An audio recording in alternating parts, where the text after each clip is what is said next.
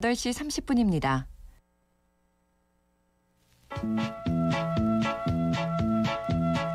안녕하십니까. 자갈치 아줌매입니다. 자갈치 아줌매 많이 덜어주세요. 어이서 보이서 따라와 있어.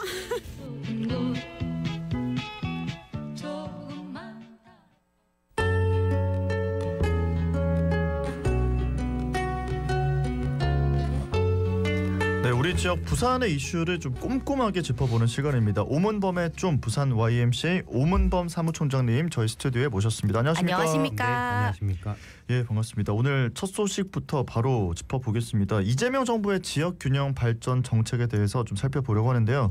지난 11일 취임 100일 기자회견이 있었습니다. 이 자리에서 이재명 대통령이 수도권 집중화 문제를 거론하면서 모든 정책 결정에 지역 균형 발전 영향 평가 반영을 의무화하겠다 이런 발표를 했습니다. 예, 사실 제가 이 뉴스를 들으면서요. 예. 딱 떠올랐던 게 있습니다. 그게 뭐냐면 문재인 정부 시절에 이 모든 공공기관 평가에다가 사회적 가치를 반영하겠다 그런 내용이 있었거든요. 네. 그래서 이제 그러면서 이제 당시에 사회적 가치란 말이 그냥 뭐 온 사회에 막 들끓으면서 모든 정부 부처 공공기관 심지어 뭐 민간기업에서도 사회적 가치 실현을 어떻게 할 것이냐라고 하는 것들을 이제 이런 부분들을 정책 개발에 굉장히 애를 썼던 그런 기억이 좀 났었습니다. 네. 근데 이번 정부에서는 이제 그 사회적 가치가 아니라 지역 균형 발전 영향 평가 이런 제도를 이제 도입하겠다라고 밝혔는데 어떻게 보면 필요한 조치이긴 하죠. 그러니까 워낙 수도권, 비수도권의 격차가 계속하고 어젠가요? 보니까 2052년도가 되면 수도권의 인구 비율이 53%가 넘는다 그러더라고요. 그러니까 이제는 뭐 50%가 아니라 더 이렇게 그 급격한 이제 차이가 나는 건데 대략의 내용을 좀 보니까 이제 모든 정책 결정에 지역 균형 발전 영향 평가를 의무적으로 반영을 하되 좀 구체적으로 보면 정책과 국가 예산 배분에 이 지역 균형 발전에 이 예산과 이 정책을 폈을 경우에 얼마나 이제 반영이 되는지 투영되는지 이런 것들을 조사 평가하고 그 결과를 토대로 해서 이제 예산과 정책 이런 것들을 이제 반영하겠다 이런 뜻인데요. 굉장히 좋은 뭐 제도이긴 합니다. 제도이기도 하고 현재도 이제 SOC 사업이라든지 정책 결정에 지역 우대 정책을 반영을 하고 있지만 이걸로는 안 된다. 여기에 수도권에서 거리가 멀어지면 멀어질수록 인센티브를 주는 제도도 도입 검토하고 있다 이런 얘기도 했었고 좀 더 나가면 장기적으로는 뭐 새로운 도시 계획에도 말하자면 신도시를 만약 만든다면 거기에다가 이제 정주 여건이라든지 직주라고 그러죠. 이제 직장과 주거지를 밀접하게 만드는 이런 것까지를 이제 구성하고 있다 이런 내용을 밝혔습니다. 네. 예, 앞서 문재인 정부 시절 사회적 가치를 예로 드셨는데 네. 정부의 지역 균형 발전 영향 평가가 실효성을 가지려면 어떤 부분이 좀 강조돼야 할까? 예. 그러니까 이제 이 사회적 가치를 예로 든 이유가 이 문재인 정부 시절에는 이게 그냥 뭐 센세이션 같은 느낌 정도로 뭐 계속 곳곳에서 이제 사회적 가치, 사회적 이런 얘기가 나왔었거든요. 근데 이제 정부가 바뀌었잖아요. 윤석열 정부로 바뀌고 나니까 한순간에 사라졌어요. 사회적 가치란 단어 자체가. 네. 그리고 이제 경영평가에서도 축소되고 그러니까 관심에서 멀어지고 기업들도 그걸 이제 그 뭐 세계적인 흐름도 있습니다만 ESG 경영으로 이제 대체하는 이런 현상들이 나타났는데 결국 지역 균형 발전 영향 평가라고 하는 것도 이번 정부에서는 여기에 대한 이제 방점을 찍고 요 개념들 평가 툴을 이제 적용을 하게 되겠습니다만 실제 이제 정부 정책과 예산도 이제 지역에 얼마나 혜택이 가고 이런 기준들이 이제 만들어지긴 하겠죠. 그래서 거기에 대한 이제 집중적으로 보는 부분들은 뭐 그럴 수 있다고 보지만 그러나 이제 사회적 가치처럼 이제 정부가 바뀌고 난 다음에 다시 사라진다. 그러면 5년도 채 되지 않는 정부 기간 동안 이게 얼마나 안착할 수 있을 것이냐라고 하는 걸 이제 고민을 해봐야 되는 거고요. 그리고 이제 그래서 저는 이런 생각이 들었어요. 그러니까 SOC 사업에 아까 예를 잠깐 들었는데 거기에 이제 지역 기업의 참여 비율이라든지 또 지역에 미치는 뭐 생산성 이런 부분들에 대한 평가 툴을 잘 적용한다 그러면 초기에는 굉장히 좀 유리한 부분들이 생길 수 있을 거다라는 생각이 좀 들고요. 결국 이제 기업이든 공공기관이든 어떤 지역으로 만약 이전을 했다 아니면 투자를 했다라고 했을 경우에 최소 향후 10년 이상을 내다보고 이 투자가 지역 발전에 어떤 동력을 제공할 수 있을 거다라고 하는 것들을 기준으로 두고 이 정책을 세팅해야 되는 거 아니냐라고 하는 그런 생각이 좀 들었습니다. 그래야 정부가 바뀌어도 변하지 않을 정도의 정책을 펴야 이 지역 균형 발전이라고 하는 것은 토대가 마련되는 거잖아요. 근데 이게 정부가 바뀌고 나면 또 관심도가 바뀌고 이렇게 하다 보면 결국에는 계속 정책만 이제 뒤집어지는 결과가 나오는 거니까 뭐 지역 균형 발전 혹은 뭐 비수도권의 동력을 만드는 데는 한계가 있을 거다. 그래서 이런 부분들을 좀 집중적으로 봐야 된다라고 생각됩니다. 자, 그런 점에서 이제 봤을 때 부산 입장에서는 해수부 부산 이전 이 이슈랑 당연히 좀 이어지는 것 같은데요. 기능 이관과 관련해서 여야가 바라보는 시각 차이가 크게 있는 것 같습니다. 요즘에 이제 또 논란이 되는 거는 정부 조직법을 개정해야 하냐 아니냐 이걸 가지고 얘기를 많이 하고 있지 않습니까? 그러니까 이제 부산 지역에서 바라는 건 해수부의 단순 이전이 아니죠. 뭐 처음에는 해수부가 올까 말까를 고민했다면 이제 오는 게 확정돼 있는 상황이니까 그렇게 보면 이제 어떤 해수부가 올 거냐라고 하는 거잖아요. 그래서 더 강력해진 해수부의 권한과 기능 이런 것들은 이제 관심을 가질 수밖에 없는데 사실 정부조직법 개정안이 발표되면서 지역사회는 되게 좀 실망감이 있었죠.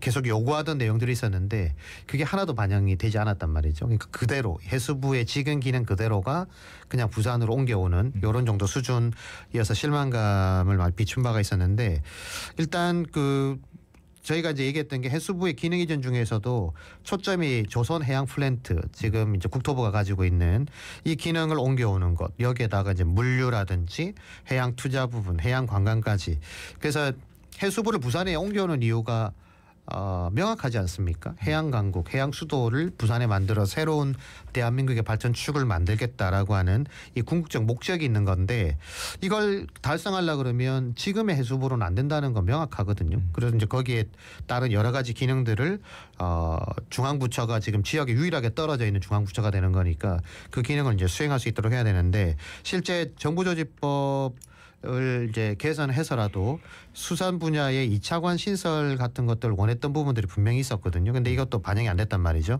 이런 가운데 야당인 국민의힘 그중에 이제 김도읍 정책위 의장이 이제 정부조직법 개정안을 지금 발의를 해놓은 상황입니다. 여기 보면 국토부라든지 산업부 또 문화체육부 등이 가지고 있는 해양 관련 기능들을 해수부로 전부 이전하도록 하는 이런 내용이 지금 담겨져 있습니다. 근데 여기에 반해서 이제 전재수 해수부 장관 등 이제 여권에서는 뭐 굳이 현재 법을 안 바꾸더라도 대통령령으로도 충분히 바꿀 수 있는데 뭐 굳이 법 개정을 이렇게 할 필요가 있느냐. 그래서 그게 안 담겨 있다고 해서 실망할 필요가 없다. 이런 입장을 얘기하고 있거든요. 그래서 이제 좀 그런 부분에서 서로 지금 여야가 입장이 좀 나뉘어져 있다고 볼 수 있겠습니다. 같은 사안을 놓고도 여야 간의 입장 차이가 있어 보이는데 사실 정부 조직법에 명시가 되면 좋겠지만 어쨌든 기능이 강화되는 방향으로 추진되는 게 더 필요한 부분이 아닙니까? 그러니까 이제 이게 명백하게 법상 이 업무는 해양수산부에서 맡아야 된다. 이렇게 정해주면 가장 바람직한 깔끔하죠. 방법이죠. 그러니까 그러면 뭐 나중에 영을 바꿔야 된다 또 뭐 어떻게 해야 된다라고 하는 이런 문제가 생기지 않고 그 업무를 바꾸려면 법 개정을 해야 되는 문제가 생기는 거니까요. 그래서 그런 부분들은 좀 가장 좋은 방법인데 그래서 적어도 조선 해양 플랜트와 같은 이런 내용들 국토부가 힘이 센 부처지 않습니까? 힘이 센 부처에서 기능을 나눠주는 걸 용인을 할까 쉽게 이런 부분도 있으니까 그런 부분을 이제 좀 하는 게 좋을 것 같은데 문제는 이겁니다. 법 개정을 안 해도 이게 바뀔 수 있다는 거예요. 그러니까 이 업무가 법에 지금 들어가 있지 않은 거죠. 그러니까 그 조선 해양 플랜트는 국토부에서 관할한다. 이런 내용이 이제 조직법에 없는 겁니다. 없고 그 산하의 이제 법령, 대통령령에 이게 규정돼 있는 거거든요. 그러니까 해수부가 이야기하는 것처럼 뭐 대통령령만 바꿔도 이거 옮겨오는 거 어렵지 않다. 그래서 굳이 뭐 법 개정까지 번거롭게 할 필요 없이 이렇게만 해도 된다라고 하는 건데 이제 김도부 의원이 대표 발의한 이 내용에는 말씀드렸던 것처럼 조선이나 해양 플란트만 들어가 있는 게 아닙니다. 여기에 들어있는 게 아니고 해양과 관련된 대부분의 업무들을 다 명확하게 구분을 해서 이걸 해양수산부가 맡도록 해야 된다라고 하는 내용이 들어가져 있는 거거든요. 그러니까 어떻게 보면 이제 해수부의 기능을 법적 근거를 뒷받침해서 그 해수부의 권한을 더 강화시켜야 되고 안정적으로 가져가야 된다라고 하는 내용이 저는 이제 담겨져 있다고 생각되는데요. 사실 법을 할 수 있으면 좋은 게 산업은행법을 예를 들어 보면 알 수 있습니다. 우리가 산업은행법이 뭐 정부가 이전 정부가 이제 공공기관 이전 공공기관 지정도 했고 다 했지 않습니까? 근데 단 하나 산업은행의 본점을 서울에 둬야 된다라고 하는 그 한 문구를 바꾸지 못해서 결국 실패한 거, 거의 실패된 거잖아요. 네. 그러니까 그런 의미에서 보면 이게 법으로 돼 있는 것들을 개정하는 거는 어쨌든 국회 과반 이상의 이제 동의를 얻어야 되는 과정이 있으니까 지금처럼 어느 특정 정당이 과반을 득점하고 있을 때는 또 다른 문제가 있을 수 있지만 언제나 그런 부분은 없으니까요. 그렇게 놓고 봤을 때 어떻게 보면 이제 좀 바꾸기가 어려워질 수도 있다. 그래서 해수부의 기능을 좀 더 지속 가능하게 가져갈 수 있는 측면이 있다 보니까 그런 부분에서 이제 좀 유리한 측면이 있지 않을까라고 생각이 되는 거고요. 실제 해수부는 지금 그 부산 이전 때문에 주목도가 높아졌지 네. 아시다시피 제일 부처 중에 꼴찌예요. 꼴찌. 그렇죠. 그러니까 가장 규모도 적고 힘도 없는 그런 부처란 말이죠. 그러니까 그렇게 봤을 때는 더더욱 이 관련 업무들 힘 있는 부처들이 가지고 있는 기능들을 옮겨올 때 이걸 법으로 명시해 주면 좋지 않을까라고 하는 생각은 분명히 가질 수 있는 부분입니다. 그래서 전재수 장관도 이 부분에 대해서 뭐 법개정까지 뭐 영만 바꿔도 충분히 가능한데 굳이 뭐 법개정까지 할 필요 있느냐 지금 그런 얘기 하고 있거든요. 그리고 추후에 충분히 논의 가능하다 이렇게 얘기를 하고 있습니다만 항상 늘 문제가 됐던 게 어느 특정 정당이 이제 반대되는 정당이 반대해가지고 문제되는 거였잖아요. 근데 지금 여당이 민주당이 해수부를 부산으로 옮기겠다고 강력하게 추진하고 있고 야당인 국민의힘이 기왕이면 옮겨가는 거 기능 좀 강화해서 옮기면 안 돼? 이렇게 지금 얘기하고 있는 상황이니까 이게 그렇게 어려운 건가? 그런 생각이 드는 겁니다. 어차피 영으로 바꿀 것 같으면 법에다가 명시해도 되는 거 아닌가? 솔직히 저는 그런 생각이 들거든요. 그래서 뭐 어떤 복잡한 사정이 있는지는 알 수 없으나 이런 부분들을 좀 얘기를 해서 법 개정에 대한 또 야당의 정책 의장인 또 지역구 의원이 지금 노력하고 있으니까 적어도 이런 부분들을 좀 잘 하면 좋겠다는 생각이 드는 거고요. 정말 어떻게 안 된다라고 치더라도 어쨌든 야당이 반대하고 있지 않으니까 적어도 뭐 법에 포함이 당장이 안 된다 그러면 관련 법령을 정비할 때 단순히 국토부 건뿐만 아니라 문화체육부라든지 문화관광체육부라든지 또 산업부가 가지고 있는 기능들도 한꺼번에 다 옮겨올 수 있는 것들을 좀 집중적으로 논의할 필요는 있다고 생각이 됩니다. 네, 아마 지금 뭐 방송 듣고 계시는 청취자분들도 굉장히 공감하시지 않을까 싶은 생각이 듭니다. 그리고 사무처장님께서 말씀 중에 산업은행법 이야기를 잠시 하셨지 않습니까? 그 산업은행 박상진 신임 회장이 산업은행 부산 이전 백지화 선언 수준의 메시지를 직원들에게 보냈다고 하더라고요. 그러니까 이 산업은행의 부산 이전 백지화 문제는 사실 대선 당시에 이제 이재명 대통령이 이거 되지도 않을 거를 공약한 거다 이렇게 얘기를 하지 않았습니까? 그래서 이제 어렵다고 얘기를 했고 대신 해수부 이전이라든지 뭐 동남권 투자은행 이런 부분에 대한 정책을 이제 패키지로 발표를 했던 거였는데요. 근데 제가 이제 이 박상진 신임 회장의 메시지를 보면서 굉장히 좀 아쉬운 부분이 있었어요. 그러니까 내용을 좀 이렇게 보니까 서울에서의 어떤 역할 또 뭐 이전 공공기관 지정 해제 노력, 그러니까 내부 구성원한테 보낸 거니까 일정 부분 이해가 되는 측면이 있다고는 치더라도 내부한테 보내는 거지만 이 메시지는 결국 밖으로 나오는 메시지잖아요. 그런데 계속 직원들한테 이제 뭐 사과하는 듯한 그런 메시지만 담겨져 있더라고요. 그러니까 뭐 앞으로 산업은행이 서울에서 더 금융중심지 서울에서의 역할을 더 강화하겠다 뭐 이런 식의 이제 메시지를 던지고 있었는데. 산업은행 이전을 위해서 사실 부산 시민들이 가졌던 관심도 또 시민들이 가졌던 애정 이런 것들을 좀 생각해 보면 제가 만약에 그 신임 회장 입장이었다면요 저는 시민들한테도 좀 뭔가 메시지를 던졌을 것 같아요. 그러니까 여러 가지 상황상 부산으로 이전이 어렵게 됐지만 또 뭐 예를 들면 지금 강화하고 있던 뭐 동남권 가정 뭐 투자센터라든지 이런 부분들 더 노력을 해서 산업 이전에 준하는 그런 어떤 기능들을 잘 수행할 수 있도록 지속적으로 노력하겠다라고 하는 메시지 정도를 같이 넣었다면 어땠을까 하는 그런 생각이 좀 들었습니다. 뭐 이분도 뭐 어떤 분이 저는 잘 모르는데 뭐 철저한 수도권 중심주의자겠죠. 그러니까 그런 부분들을 했을 때 좀 시민들이 뭐 위로를 받기는 어렵겠지만 그래도 이 정부가 어쨌든 산업은행의 이런 기조가 바뀌었다 하더라도 부산 지역에 대한 투자나 아니면 동남권의 어떤 개발을 위한 뭐 이건 동남권 투자은행하고 전혀 상관없는 문제입니다. 그러니까 그런 부분에서 어떤 메시지가 좀 있어야 되지 않았을까라고 하는 생각이 좀 들었던 거고요.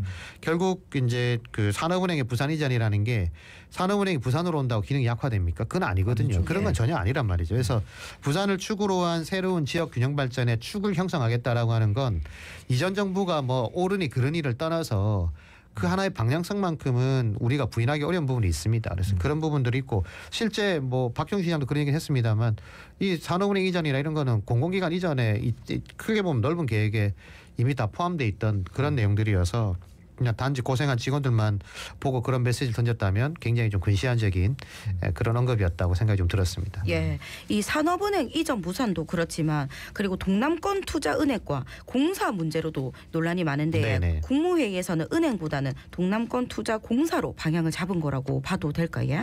뭐 거의 그렇게 결정이 됐다고 봐야 되겠죠. 16일 국무회의에서 이제 이재명 대통령이 전재수 해수부 장관하고 2억 원 이제 금융위원장에다가 이제 물은 거죠. 그러니까 동남권 투자은행 추진 어떻게 되고 있습니까? 이제 이렇게 물었는데 이 두 분이 뭐 은행을 만드는 거에서는 여러 가지 어려움이 있다. 뭐 이제 은행에 대한 뭐 기준을 만드는 거, 현실적인 어려움 이런 것들을 쭉 얘기하면서 공사로 만드는 것이 시간적으로나 또 아니면 공사체를 발행해서 뭐 1조 원 같으면 뭐 얼마 또 3조 원 같으면 뭐 한 50조 원 이런 정도의 이제 펀딩이 가능하다 뭐 이런 쪽의 이야기를 했습니다. 그래서 이제 업무 유연성 이런 것들을 고려할 때 당장은 공사로 추진하는 것이 훨씬 더 속도전에 빠르다. 이제 이런 입장을 얘기를 했고 이제 그러니까 대통령이 이렇게 얘기했습니다. 규제가 많아서 그런가 보죠. 은행이 이제 은행을 만드는 것이 그러니까 뭐 그런 측면도 있다라고 했을 때 그럼 어떤 게 더 낫냐? 뭐 공사로 해도 문제가 없냐? 이제 이런 발언을 했고 뭐 별 문제 없다라고 하니까 그럼 그렇게 하시죠. 이렇게 된 거거든요. 그러니까 그렇게 되면 이제 국무회에서 그렇게 논의가 됐으니까 실제 이제 그 은행보다는 공사 형태로 아마 추진될 가능성이 매우 높아졌다라고 볼 수밖에 없을 것 같고요.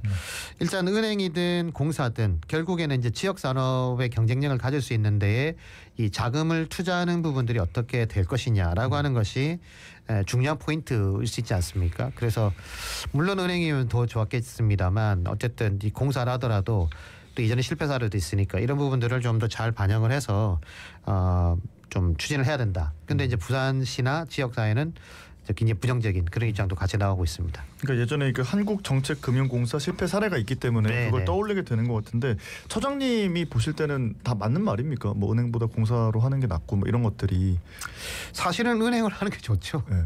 은행을 하면 아무래도 안정성도 있고 이게 국책은행으로 만들어지는 거잖아요. 그러니까 네. 민간은행이 아니라 국책은행이니까 국책은행이라고 하는 것은 일단은 기본적으로 산업은행 뭐 또 아니면 수출입은행 이런 것들을 보면 아시다시피 네. 기능이 이제 민간하고 하는 것 이제 민간 개인에게 하는 게 아니고 말대로 기업이라든지 국가 정책에 따른 예산을 투자하는 거니까 당연히 은행의 규모를 가지는 게 훨씬 더 효율적인 부분들은 있죠. 실제 이제 박형준 시장이 이제 그런 얘기를 하지 않았습니까? 이제 그런 것들 보면 뭐 틀린 얘기는 아니에요. 그래서 당연히 뭐 은행으로 하는 것이 또 유리한 측면은 반드시 있는 거죠. 그러니까 지금 말씀하시는 게 박형준 시장은 정부의 이제 동남권 투자공사 설립에 대해서 이거는 대통령의 공약 파기다 이런 비판의 목소리를 SNS에 올리기도 하지 않았습니까? 그러니까 이제 저도 이제 그 언급된 내용을 봤는데요. 예. 뭐 틀린 얘기는 아닙니다. 그러니까 당연히 산업은행 이전과 비교할 수 없고 또 비효율성이 나타나면 한국정책금융공사처럼 다시 재통합해버리는 이제 이런 문제가 생길 수 있고 또 이제 수익 위주 투자에 대한 공사니까 아무래도 수익을 또 만들어야 되니까 그런 부분에서 이제 나타날 수 있는 우려가 있다라고 했던 거고요.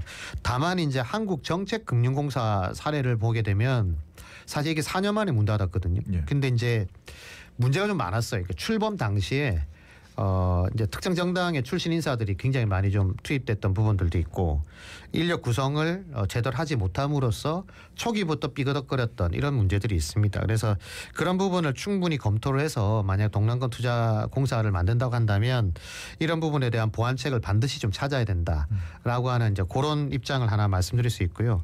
현실은 아쉽죠. 앞서 말씀드린 것처럼 이제 공사보다는 은행이 만들었으면 훨씬 더 좋은 부분인데 예. 어쨌든 뭐 일단 정부가 결정을 그렇게 한다고 했을 경우에 그러면 이제 그 여러 가지 이제 해양 산업이라든지 이런 쪽에 특화된 내용들을 가지고 이제 좀 고민을 같이 해가는 것들이 좀 중요한 포인트로 봐집니다. 다만 이제 박형준 시장이 그 언급을 놓고 보면요. 네. 불만을 터뜨릴 수는 있어요. 저는 불만 터뜨릴 수 있다고 보는데 결과적으로 그게 누구의 탓이 됐던 이전 정부에서 추진했던 공약들이 이루어지지 못했지 않습니까? 네. 글로벌 허브 도시 특별법도 그렇고요. 뭐 엑스포도 그렇고요.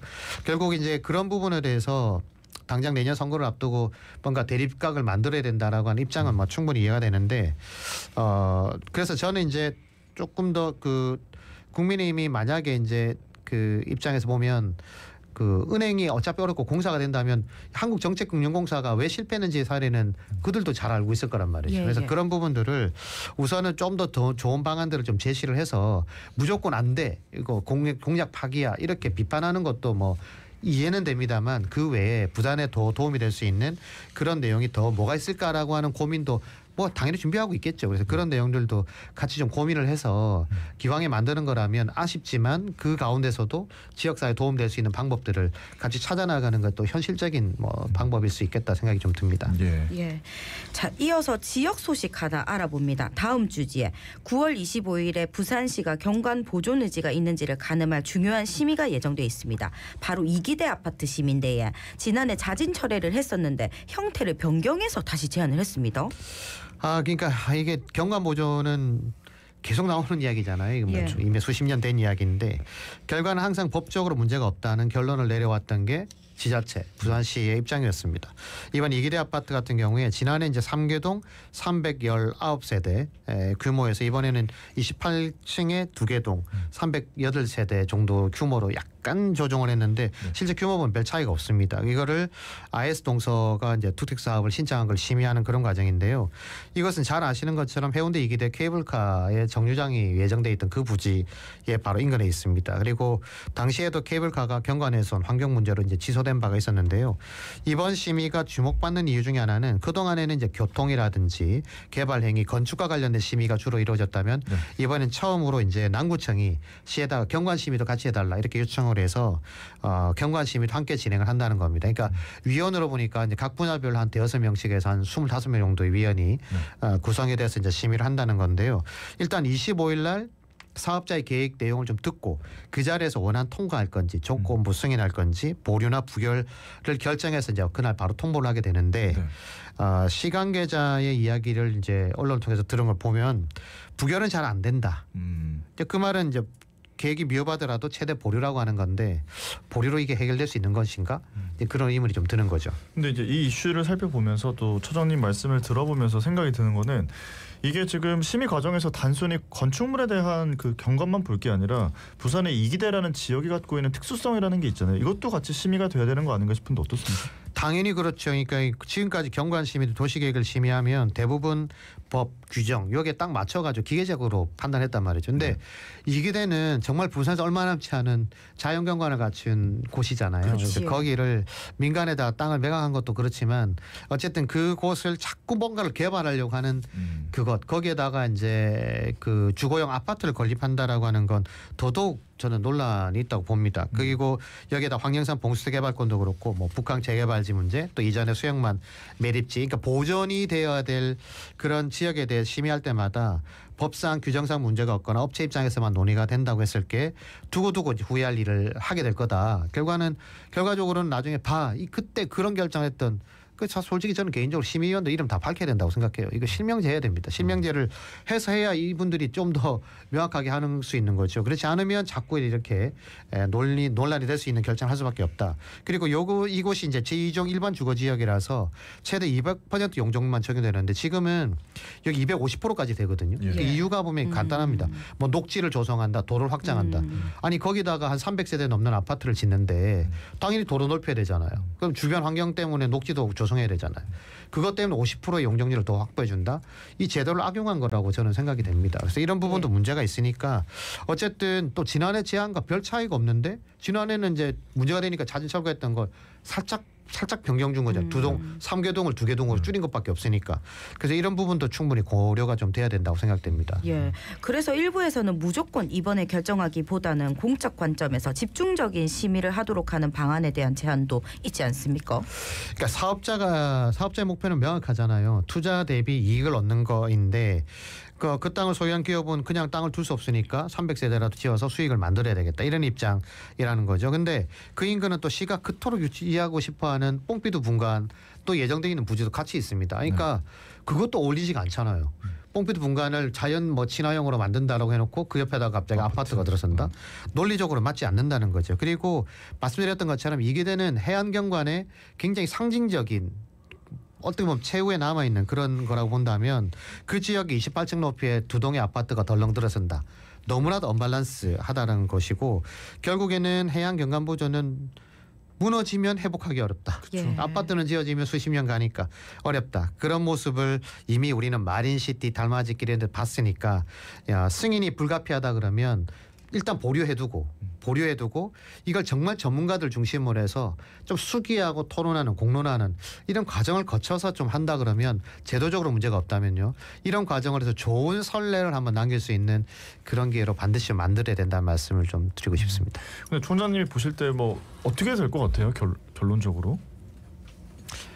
최대한 간다면 보류. 보류. 근데 아마 통과될 가능성도 없잖아 있겠죠. 그러니까 경관을 어떻게 바라보느냐의 시각인데 경관 전문가들의 시각이 저는 그래서 항상 이런 말씀드리지만 이게 사회학자가 같이 들어가야 돼요.